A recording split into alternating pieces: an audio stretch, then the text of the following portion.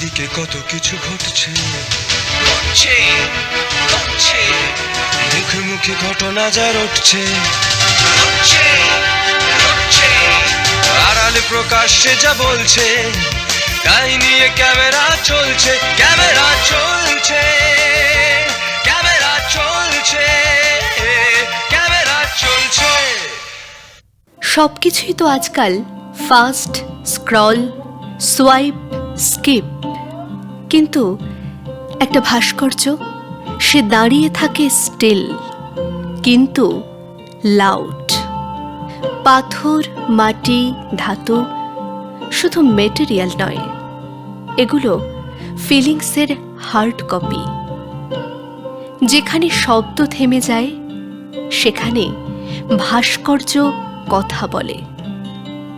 ৮৩ বছরের যুবক তারক গড়াই ভারতের সবচেয়ে খ্যাতনামা ভাস্করদের অন্যতম। কোন সুদূর গ্রাম থেকে বালুকাবেলায় শুরু শিল্পচর্চা। আমার ছোটবেলা, আমার যেখানে জন্ম হয়েছিল সে এক প্রত্যন্ত গ্রাম, বীরভূমের আমার জন্ম। গ্রামের নাম ছিল ঘিদহ, যেখানে অজয় নদীর একদম ওর গা ঘেঁষে, গ্রামের গা ঘেঁষে গেছে অজয় নদী। তার বালিতে বসে ওখানে আমি ওই বালি দিয়ে, ভিজে বালি দিয়ে আমি নানান রকম দেবদেবীর মূর্তি বানাতাম, রিলিফ ওয়ার্ক আর কি। তো সেটা গ্রামের মানুষজন খুব ভিড় করতো, আমার খুব মজা লাগতো। ওরা ভাবতো যে এ কি আশ্চর্য, দেখো দেখো এইটুকু ছেলে একটা কীরকম সব দুর্গা ঠাকুর, সরস্বতী, গণেশ, এই সমস্ত দেবদেবীর মূর্তি আমি ওখানে তৈরি করতাম, বানাতাম। আবার বন্যা জোয়ারের আসতো, তখন সব ভেঙে চলে যেত। আবার পরের দিন আমি তো এইভাবে আমি আমার নিজেকে সারাক্ষণ মনে হতো আমি এই আর্টের ইয়েটাই করব, কিন্তু বাবা পছন্দ করতো না। ছোটবেলা থেকেই ছবি আঁকার দিকে ঝোঁক। ৩ ভাইয়ের মধ্যে মেজো। বীরভূমের সিঙ্গি জুনিয়র হাই স্কুলে পড়াশোনা। বাড়ি থেকে ৩-৩.৫ কিলোমিটার দূর, পায়ে হেঁটেই যাতায়াত। স্কুলে পড়াশোনায় ভালো ছিলেন। উঁচু ক্লাসে পড়ার জন্য স্কুল পরিবর্তন। বর্ধমান জেলার কাশিমনগর উচ্চ মাধ্যমিক হাই স্কুল। সেখানে নিঃসন্তান পিসিমার কাছে মানুষ। ছোট পিসিমার কোনো বিয়ে থা করেনি, এবং ছেলে পিলেও ছিল না। তো পিসিমা বলল, আমার বাবার নাম ছিল গদাধর, গদাই তুই এক কাজ কর, তোর ছেলে এই তারককে আমার কাছে দে, আমার কাছে থাকবে, এখান থেকেই পড়াশুনো করবে। তো বাবা বলল যে আচ্ছা ঠিক আছে দিদি, তুমি তাহলে তাই করো, থাক তোমার কাছে। তো ওখান থেকে আমি পিসিমার ওখান থেকে আরও অনেকে সব যেত, তাদের সঙ্গে আমরা ওখান থেকে স্কুলে যাতায়াত করতাম। ওখানকার যে হেডমাস্টারমশাই ছিলেন, তিনি মানে শিকাগো থেকে ট্রেনিং নিয়ে এসেছিলেন এবং জিওগ্রাফিতে। তা উনি আমার ওপরে কেন জানি না, ওনার কেন মনে হয়েছিল যে এ বোধহয় খুব বড় একজন কিছু হতে পারে, এবং উনি আমাকে খুব উৎসাহিত করতেন আর্টের।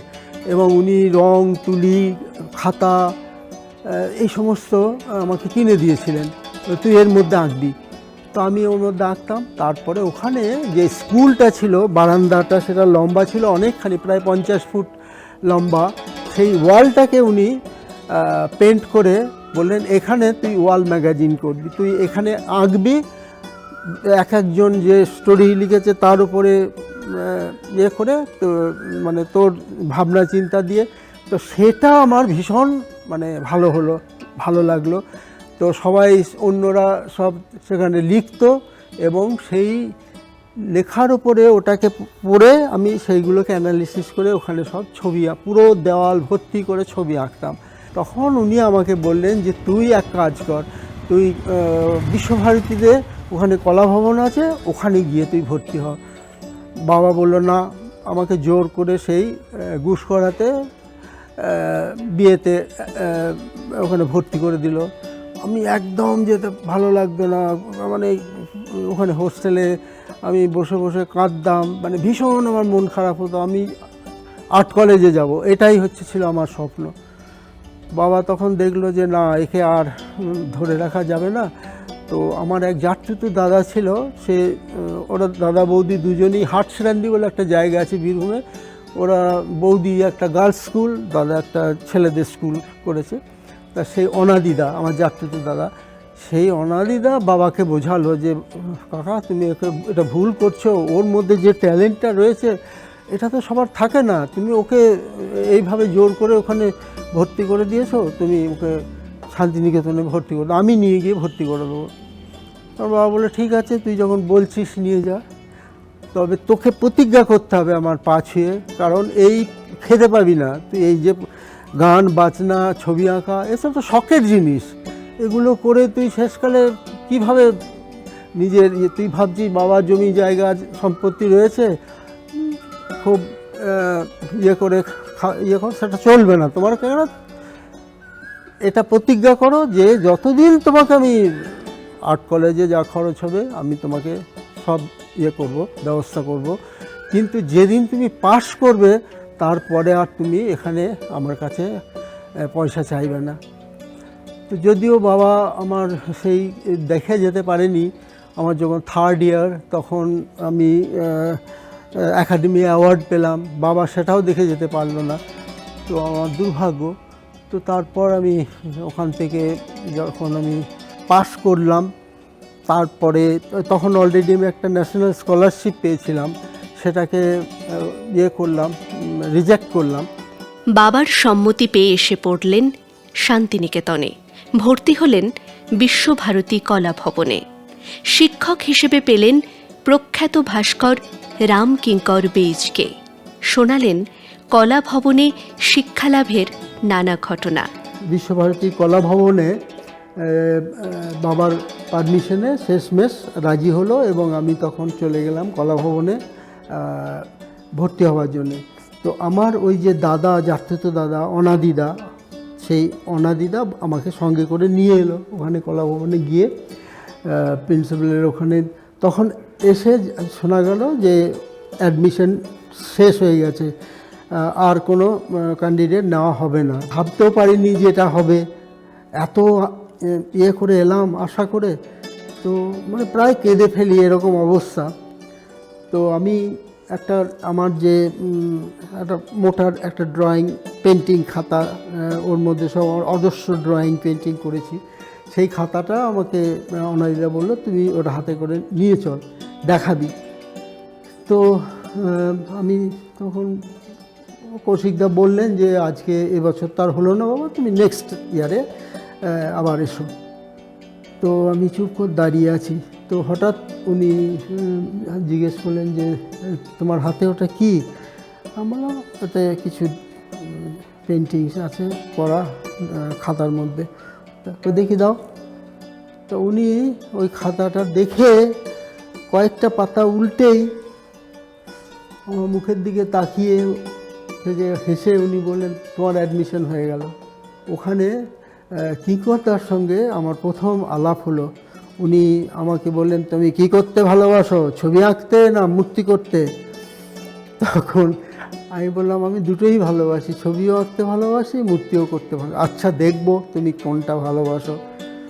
তো এখানে এইখানে তোমার মূর্তি বানাবার ক্লাস হবে, এইখানে আসতে হবে, ক্লাস করবে, তুমি কি করবে? আমি বললাম আমি এখনও কিছু জানি না। তারপরে বললেন ঠিক আছে, 15 দিনের গ্রুপ, 15 দিনের মধ্যে তোমাকে একটা কাজ রেডি করতে হবে। তো এখন একটা কাজ মানে সেটা সাইজ এতটুকু হবে, ওটাতে বিশাল 7 ফুটের একটা কাজ করব আমি, এটা কারো কল্পনাতেই নেই।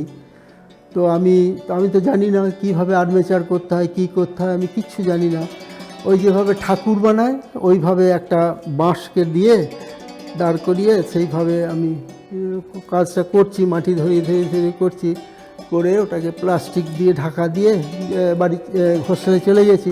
পরের দিন এসে দেখি ওটা শুয়ে আছে, আবার তাকে করছি, এইভাবে প্রায় 5-7 বার ভেঙে গেছে, আবার করছি।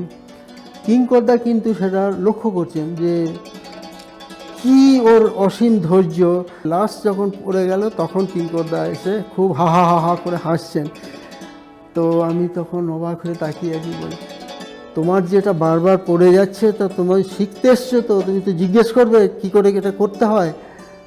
তো আমি চুপ করে আছি। তখন উনি বললেন, তুমি কত বড় করতে চাইছো এটা? আমি বললাম 7 ফুট। যাও 7 ফুটের পেপার তো ইয়ে করো, জুড়ে জুড়ে করে ওখানে তুমি যেটা করতে চাইছো, যে ড্রয়িংটা, সেটা করো। তো আমি তখন সেটার মধ্যে ড্রয়িংটা করলাম। পরের দিন কিঙ্করদা আবার এসছেন, এসে উনি তখন ওর মধ্যে চারকোল দিয়ে আর্মেচার ড্রয়িংগুলো করে দিলেন। মানে কোথা থেকে হাত, মাথা, পা, বডি সব আর্মেচার রড কীভাবে দিয়ে করতে হবে সেইটা করে দিলেন। বলে এইভাবে রডগুলো আগে বেন্ড করে নাও, নিয়ে তারপরে ওগুলো তার দিয়ে বাঁধতে হবে, ওতে বাটারফ্লাই লাগাতে হবে, সব বলে দিলেন। তো আমি সেই মতো পুরো আর্মেচারটাকে করে যখন ফিগারটা করলাম, দেখলাম ঠিক আছে, আর তো পড়লো না। পরের দিন এসে তারপরে ওইভাবে 10 দিন ধরে আমি ওই কাজটা করলাম। সে কাজটা হচ্ছে একটি মেয়ে মানে ভেজা কাপড়ে স্নান করে উঠে এসছে, ভেজা কাপড়ে এইভাবে দাঁড়িয়ে আছে, এই রকম জাস্ট একটা সিম্পল কম্পোজিশন। কিঙ্করদা খুব খুশি হলেন, বলেন দারুণ হয়েছে তোমার কাজ, তুমি আমি তোমাকে এখন কিচ্ছু বলবো না, কোথায় কী মিস্টেক আছে সেটা যা আছে থাক, কিন্তু তুমি যে এত বড় একটা ফার্স্ট ইয়ারে এসে ফার্স্ট গ্রুপে তুমি এইরকম যে একটা বড় কাজ করে মানে তাজ্জব ব্যাপার করলে, এটা তো অবাক কাণ্ড। এই যে কিঙ্করদার সঙ্গে আমার একটা রিলেশন তৈরি হয়ে গেল। যখন 3rd ইয়ার, তখন আমি খুব পেন্টিং করতে ভালোবাসতাম। তো ফর্মে ফিল আপ করতে হচ্ছে স্পেশালাইজেশন কী, সাবসিডারি কী, এইসব। তো আমি ওখানে পেন্টিং করে দিয়েছি, আর সাবসিডারি হচ্ছে স্কাল্পচার। কিঙ্করদা আমাকে জিজ্ঞেস করছেন যে তুমি ফর্ম ফিল আপ করেছো? আমি বললাম হ্যাঁ করেছি। জমা তো করে দিয়েছো? আমি বললাম হ্যাঁ করে দিয়েছি। ওই দেখি নিয়েছো ফর্ম? আমরা ওটা হচ্ছে জমা হয়ে গেছে, হোক, সমীরকে গিয়ে বলো আমি দেখতে চাইছি। সমীরদা যিনি হেড ক্লার্ক ছিলেন ওখানকার, তো গিয়ে বললাম, তো বলে না না এসব দেওয়া হবে না। আমি কিঙ্করদা বললাম, ও কিঙ্করদা বলেছে? তারপর বের করে উনি আমাকে দিয়ে দিলেন। ফর্মটা নিয়ে এলাম, আনতেই উনি ফর্মটাকে পুরো ছিঁড়ে টুকরো টুকরো করে ফেলে দিলেন। যাও আবার নতুন ফর্ম নিয়ে এসো, ওই সমীরকে বলো আবার একটা ফর্ম দিতে। আবার একটা ফর্ম দিলাম, উনি ফর্মটা ফিল আপ করে দিলেন। মানে সাবসিডারি পেন্টিং আর স্পেশালাইজেশন যেটা sculpture, main subject sculpture. Ramkinkar তাঁকে সন্তান সম স্নেহ করতেন। একটা সামার ভ্যাকেশন, তখন আমার 4th ইয়ার। তো সামার ভ্যাকেশনে আমি বাড়ি সচরাচর যেতাম না, ছুটির সময় ভালো কাজ হতো, তো ওই সময় আমি গেছি। বাড়ি বাবার শরীর খুব খারাপ, তো আমি ওই জন্যে গেছি। সেখানে গিয়েছি, তারপরে এদিকে কি হয়েছে, কিঙ্করদার প্রচণ্ড শরীর খারাপ, হসপিটালাইজ করতে হয়েছে, হাসপাতালে ভর্তি। এবারে কিঙ্করদা অসুস্থ, সবাই ছেলে মেয়েরা সব আসছে, দেখছে, চলে যাচ্ছে, আর কিঙ্করদা শুধু এরকম করে করে দেখছেন। মানে তখন কৌশিকদা জিজ্ঞেস, কিঙ্করদা আপনি কাকে খুঁজছেন বলুন তো, কই তারক কোথায়, তারক আসেনি? তা বলে ও তো এখন সামার ভ্যাকেশন, বাড়ি চলে গেছে। না না না না, তুমি এক্ষুনি ইয়েকে পাঠাও, বিজয়কে পাঠাও, ওনার বড় ছেলে, এক্ষুনি ওকে পাঠাও, ওকে নিয়ে আসুক এখানে। আমি এখানে হাসপাতালে শুয়ে পড়ে আছি অসুস্থ, আর ও বাড়ি গিয়ে বসে আছে। বিজয় গিয়ে সেই গ্রাম থেকে, প্রত্যন্ত গ্রাম, মানে সেখান থেকে অনেক দূর, সে খুঁজে খুঁজে জিজ্ঞেস করে তারপরে সে গেছে, এবং আমাকে গিয়ে বলল যে তারকদা চলো এক্ষুনি, কিঙ্করদা খুব রেগে গেছেন, উনি অসুস্থ হাসপাতালে। ভাবলাম কী হয়েছে? সে ডাক্তার জানে, তুমি চলো এক্ষুনি। কারণ বাবা অসুস্থ, বাবা ভীষণ সিরিয়াস, মানে চিকিৎসা হচ্ছে, যাই হোক। তো তখন বাবা শুনেছে, বাবা বললো যা যা তুই যা, আমি ঠিক আছি, এখন কোনো চিন্তা করিস না, তুই চলে যা। তো তখন কী করবো, আমি চলে এলাম। চলে এসেছি, তখন এই হসপিটাল সুপারিনটেন্ডেন্ট যিনি ছিলেন, অরুণাবু, তাকে বললেন যে শোনো এদিকে, হ্যাঁ স্যার, এইখানে আরেকটা কর দাও, তারক শোবে আমার পাশে। এখনো মনে আছে কথাটা। সেই রাত্রি সেই প্রায় জেগেই থাকতে হতো। তা এই করে কিন্তু এদিকে আমি যে এলাম তার থার্ড ডেতে 3 দিনের দিন বাবা মারা গেল। এখন এইটা একটা উনি ভীষণ মানে আঘাত পেলেন যে ছেলেটাকে ওখান থেকে তুলে নিয়ে এলাম, সে বাবার মৃত্যুর ইয়েটা দেখতে পেল না। তারপর থেকে উনি আমাকে একদম ভীষণ করে আপন করে নিলেন। সে একেবারে মানে সব সময় চোখে চোখে রাখতেন। ছিলেন রামকিঙ্করের জীবনের শেষ সময়। শেষ যেটা হলো, উনি যখন এখানে ছিলেন পিজিতে, তখন প্রত্যেক দিন আমাকে যেতে হতো ওখানে এবং অপেক্ষা করে থাকতেন। আরও অনেকে যেত, কিন্তু আমাকে কী নামটা ভুলে যাচ্ছে, তো উনি ছিলেন ওখানকার চিফ তো উনি আমাকে একটা কার্ড করে দিয়েছিলেন, বলেছেন তুমি ও যখন প্রয়োজন হবে, দরকার হলে তুমি এই কার্ডটা দেখাবে, তোমাকে কেউ ইয়ে করো। আমাকে দেখাতে হতো না, সবাই চিনে গিয়েছিল। তো আমি যখন যেতাম রাত্রির 10টা 11টা 12টা পর্যন্ত আমি ওখানে থাকতাম, তারপরে কিঙ্করদাকে ঘুম পাড়িয়ে তখন চলে আসতাম। শেষ যেদিন মানে ইয়ে হয়েছে, উনি বারবার করে চেয়েছিলেন ওখানে শান্তিনিকেতনে যাতে ওকে নিয়ে যাওয়া যায়, কিন্তু ডাক্তাররা কেউ পারমিশন দিল না, বলে ওকে নিয়ে যাওয়া যাবে না, রাস্তাতেই মারা যাবে।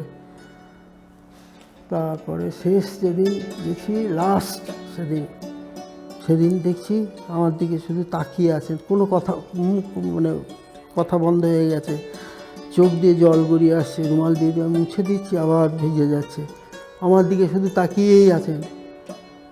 আমি মাথায় হাত বুলিয়ে দিচ্ছি, গায়ে পিঠে হাত বুলিয়ে দিলাম, এমনি করে আমার হঠাৎ হাতটা চেপে ধরলেন, তাকিয়ে আছেন, হাতটা চেপে ধরে চোখ দিয়ে জল গড়িয়ে পড়ছে, আস্তে আস্তে আস্তে আস্তে ব্যাস শেষ। আমি বুঝতে পারিনি কখন মারা গেছেন। তাকিয়ে তার খানিকক্ষণ পর নার্স এলো, ও বুঝতে পেরেছে, ও দৌড়ে গিয়ে ডাক্তারকে ডেকে আনলো, ডাক্তার দেখে বলে উনি এক্সপায়ার করে গেছে। সে হাতটা না একদম ইয়ের মতো ধরে, সে ছাড়ানো যাচ্ছে না, এইরকম করে আঙুলগুলোকে দিয়ে করে করে এরকম করে তবে হাতটা খুলতে পারল। শিল্পীর সৃষ্টি ও শিল্পচর্চার নানা অজানা কথা নিয়ে আমরা আসছি আগামী পর্বে।